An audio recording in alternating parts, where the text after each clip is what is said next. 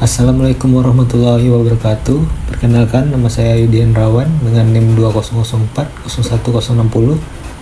Di video kali ini saya akan menjelaskan tentang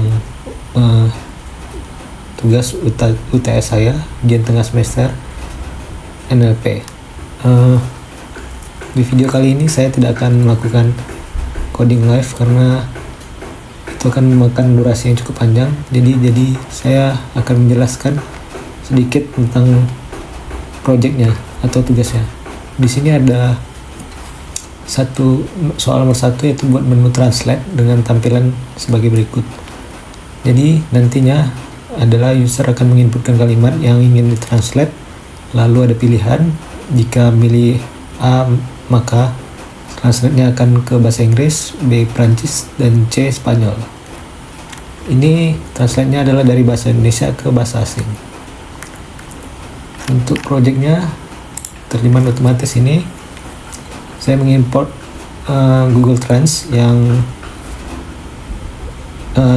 bisa diinstal dulu dengan pip install Google Trans jika ingin menggunakan library ini. Lalu di mainnya di sini, function mainnya, hal yang dijalankan pertama adalah function main, di mana di sini ada perulangan. Jika dia true, maka akan menjalankan ini. Jadi user diminta untuk menginputkan kalimat, lalu akan menampilkan tampilan menu, yang mana function tampilan menu ini berasal dari atasnya ini. Lalu akan print spasi supaya ada jaraknya. Lalu user akan menginputkan pilihannya, pilihan 1 kah, 2 kah, atau 3, yang mana 1 itu berbahasa Inggris, yang 2 Spanyol, dan 3 adalah bahasa Prancis. Lalu di sini jika dijalankan maka akan mengeluarkan hasil dari terjemahannya, di mana function terjemahan itu menjalankan translator tadi dari sumbernya, yaitu Indonesia, bahasa Indonesia, dan ke bahasa destinasi. Bahasa destinasinya yaitu berdasarkan pilihan kita tadi, yang mana ini destinasinya adalah Inggris kalau 1, yang kedua Spanyol, kodenya ada ES, kalau Prancis adalah kodenya FR. Maka kalau kita coba jalankan programnya, sini user diminta untuk menginputkan kalimat.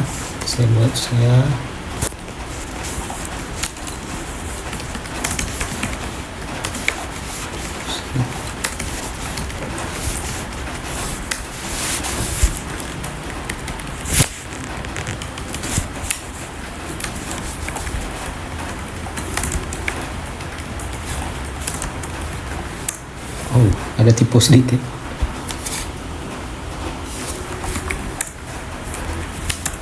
Oke, di sini kita coba jalankan programnya. Nah, di sini user diminta untuk menginputkan kalimat.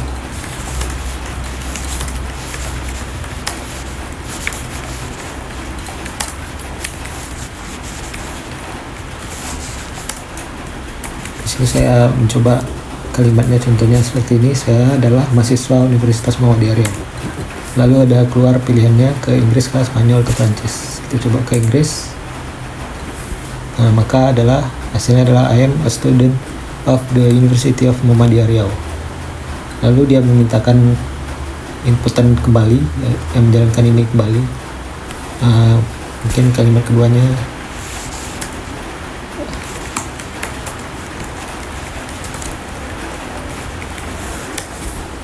Oke, coba kita ke bahasa Spanyol. Bahasa Spanyolnya itu ya soy un studied and ya gitulah. Lalu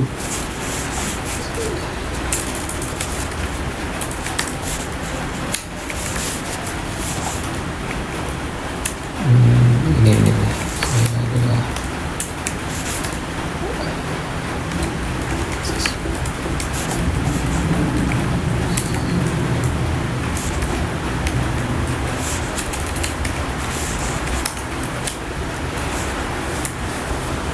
kita coba ke bahasa Prancis, maka keluarnya nih. Jesuit Studies University di Muhammadiyah Riau. Oke, di soal kedua ini adalah sentiment analisis untuk kalimat yang ditulis dalam bahasa Indonesia. Di sini ada intan kalimat dan juga hasil dari sentimen harusnya. Cuman saya membuat teksnya terpisah, yaitu di dalam file teks sebelum .txt, di mana di sini adalah penilaian beberapa hal seperti restoran, hotel dan lain-lain. Di sini contoh pertama, restoran menyediakan hidangan yang lezat dan pelayanan yang baik. Lalu di sini saya ada dataset yang saya dapatkan dari GitHub. Dataset ini dataset negatif dan juga dataset positif. Lalu akan saya pakai di programnya. Pertama itu dia akan membaca teks sebelum, yaitu teks yang akan di sentiment analisiskan. Lalu di sini ada membaca list kata-kata positif dan kata-kata negatif yang dimasukkan ke dalam variabel post list dan yang dimasukkan ke dalam variabel post list, lalu post listnya dimasukkan ke post kata. Lalu di sini ada kata-kata negasi yang bisa memperkuat sentimen analisis ke arah negatif. Lalu di sini outputnya nantinya akan dibuatkan di file hasil sentimen.txt. Di sini ada perulangan items sebelum kalimatnya diproses. Perlu adanya tokenization yang menghilangkan strip seperti tanda baca, strip dan lain-lain. Lalu di sini variabel count positif dan variabel count negatif yang nilai defaultnya 0. Lalu perulangan kalimat yang di dalam token yang sudah kita pisahkan tadi dengan tanda bacanya. Lalu perulangan kata positif di post kata yang ini kita melakukan pengecekan apakah kata post tadi, apakah kata kita bikin variabel baru kata post yang mana nanti isinya adalah post kata tadi, positif, kata-kata positif tadi. Jika di sini ada fungsi membuat katanya atau kalimatnya menjadi lowercase, kalimat juga kita lowercase untuk pengecekan, mempermudah pengecekan dalam pembandingan jika ada kalimat atau kata yang memiliki huruf besar, huruf kecil, jadi disamakan semua menjadi lowercase. Lalu kalau positif dia akan menghitung per kata. Jadi prosesnya adalah menghitung per kata. Jika katanya mengandung positif, maka nilainya akan ada 1 poin. Nah, jika katanya memiliki di dalam kalimat itu ada kata yang negatif, maka ditambah negatifnya 1 poin. Nah, jika perbandingannya ini positifnya lebih banyak daripada negatif, maka hasilnya adalah positif.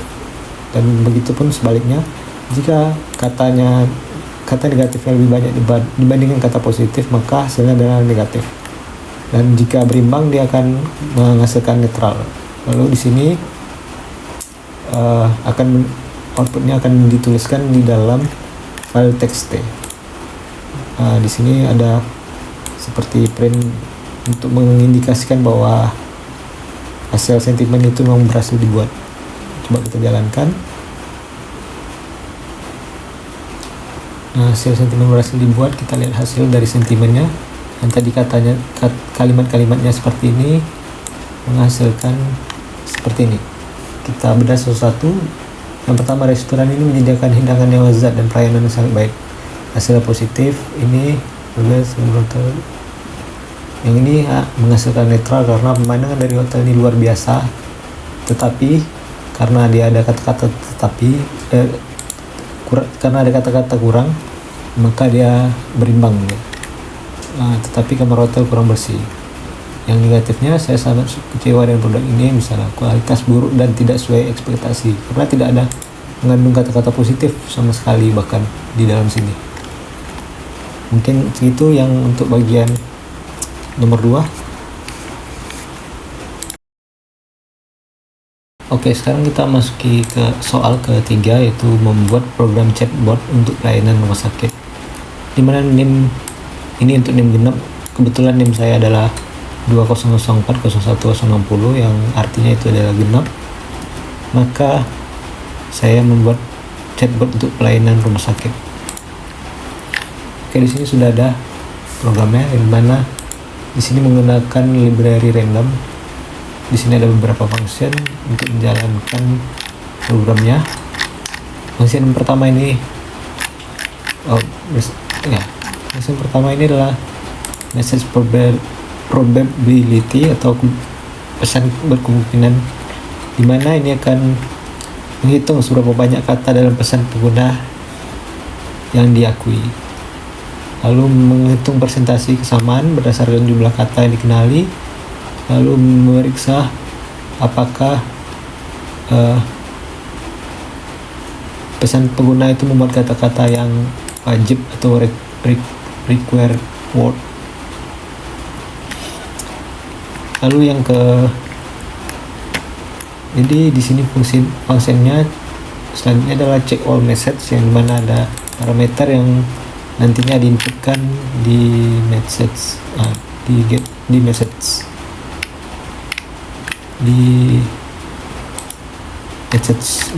ini harusnya.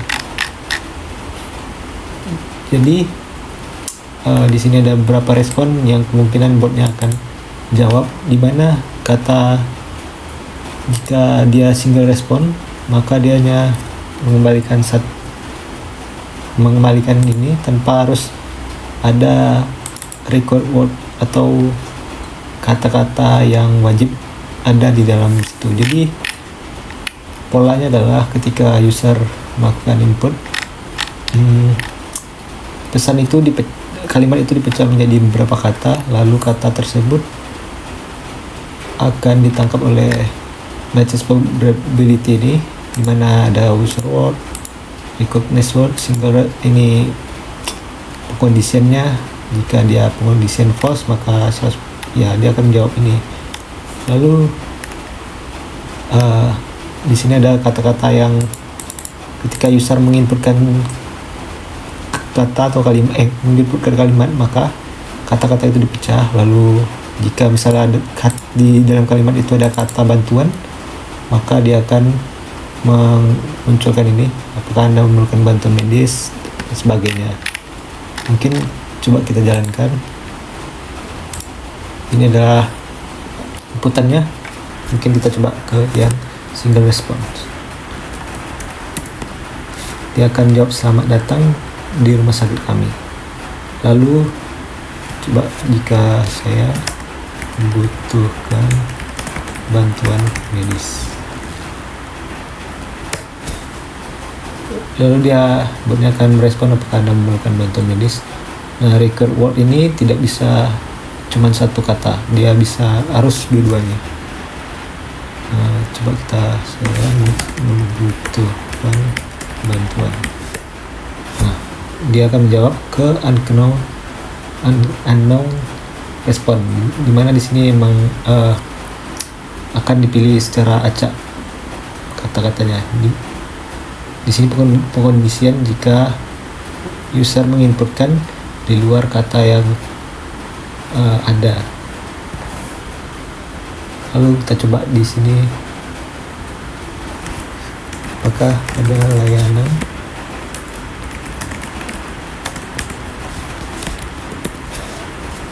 Nah, maka botnya akan menjawab ada layanan rawat inap yang nyaman untuk pasien. Lalu misalnya saya memiliki gejala kesehatan atau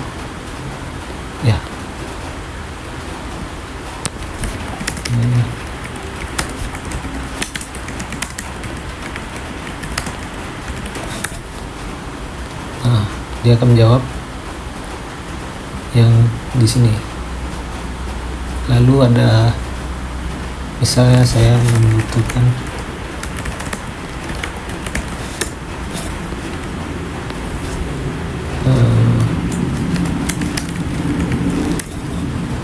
di sini ada Nah, kita akan mencoba bagaimana kalimatnya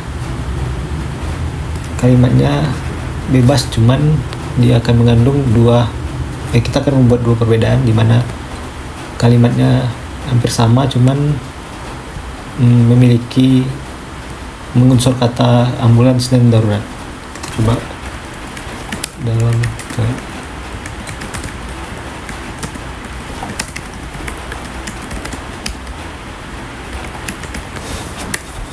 Nah, di sini pertama saya adalah keadaan darurat, saya membutuhkan ambulan. Yang kalimat pertama saya membutuhkan ambulan darurat. Jadi dia hanya menangkap dan membaca ambulans dan darurat. Jika ada ambulan dan darurat, maka dia akan merespon ya seperti ini. Jika salah satunya saja yang ada, misalnya keadaan darurat, dia tidak akan masuk ke sini, dia akan dilarikan ke unknown. Oke, mungkin segitu yang di soal nomor 3. Kita masuk ke soal keempat, di mana di sini diminta untuk melakukan case folding dan tokenisasi pada kalimat yang udah disediakan. Ini kalimatnya. Lalu kalimat itu juga diminta untuk melakukan 3 gram, di mana 3 gram ini adalah proses untuk memisah kalimat per 3 kata. Jadi misalnya kalimatnya tim IT sedang menyiapkan rencana, jadi dia dipisah tim IT sedang menyiapkan rencana migrasi, jadi 3. Lalu ini case folding ini membuat dia menjadi huruf kecil semua, case folding. Dan tokenisasi ini adalah proses untuk menghilangkan tanda baca pada suatu kalimat. Oke, mungkin ini sudah ada projectnya, dimana kalimat tadi saya masukkan ke dalam file input.txt, lalu nantinya akan dibaca oleh programnya. Di sini pertama ada beberapa function. Yang pertama case folding, tentunya tokenisasi kata, lalu ada gram tokenisasi yang membaca kalimat tadi berdasarkan 3 kata gitu. Di sini ada pertama adalah membaca file dari input txt, lalu file input txt tadi dimasukkan ke dalam variabel kalimat. Lalu proses pertama itu case folding. Kalimat case folding tadi di sini ada function case folding yang mana diambil dari sini, yang membutuhkan parameter teks, di mana teks tadi diambil dari kalimat tadi diambil dari input teks, input txt. Di sini ada function untuk mengembalikan, function pengembalian yang membuat kalimat atau teks tadi menjadi lowercase. Lalu di sini saya masukkannya ke dalam variabel kalimat case folder.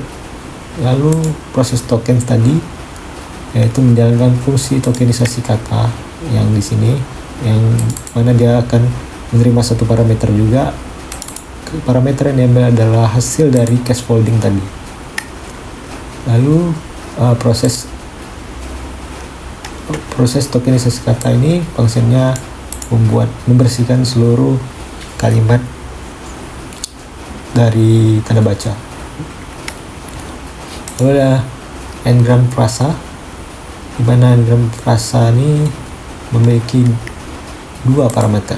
Yang pertama kalimat yang sudah ditokenisasi, lalu ada n ini berapa kata mau kita batasi. Di sini karena diminta 3, jadi karena diminta 3 tadi jadinya 3. Di sini adalah proses pemisahan per 3 katanya. Lalu di sini outputnya nanti akan dituliskan case foldingnya, lalu hasil dari tokenisasi kata, hasil dari 3 gram tokenisasi frasa. Di sini nantinya akan dibuatkan file baru namanya output yang extensionnya txt. Mana kita coba jalankan. Nah, hasilnya ini di sini case folding, dimana semua kata semua katanya menjadi huruf kecil. Yang tadinya inputannya ini memiliki huruf besar menjadi huruf kecil semua.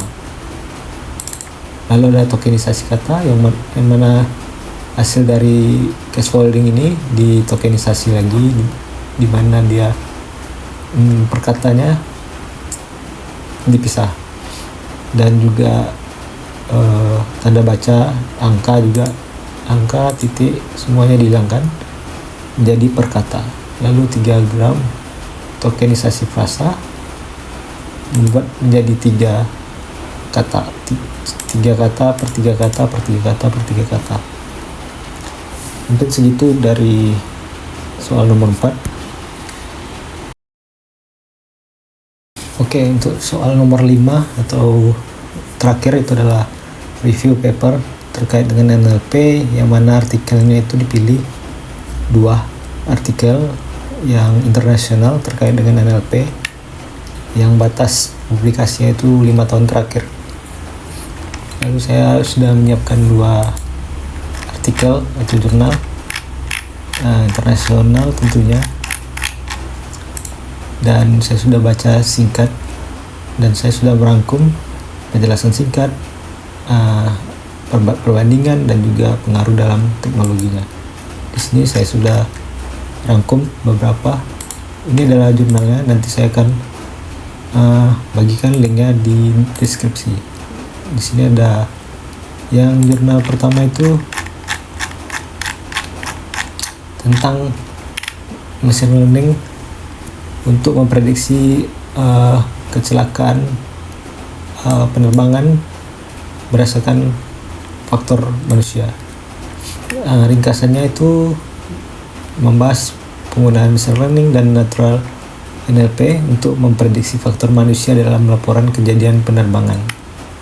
Lalu penulis itu mengembangkan metodologi untuk mengidentifikasi dan mengklasifikasikan kategori faktor manusia dari laporan kejadian penerbangan, serta menggunakan teknik pre-processing teks dan NLP untuk ekstraksi fitur, serta juga menerapkan teknik machine learning semi-supervised dan supervised untuk pemodelan data. Studi juga menemukan bahwa kinerja prediksi yang baik dapat dicapai untuk klasifikasi faktor manusia berdasarkan data teks, namun merekomendasikan penggunaan set data yang lebih besar untuk penelitian masa depan. Artikel ini memberikan analisis rinci tentang kerangka kerja dan metodologi yang digunakan dalam studi tersebut. Dalam studi ini dia untuk papernya, nanti bisa saya share.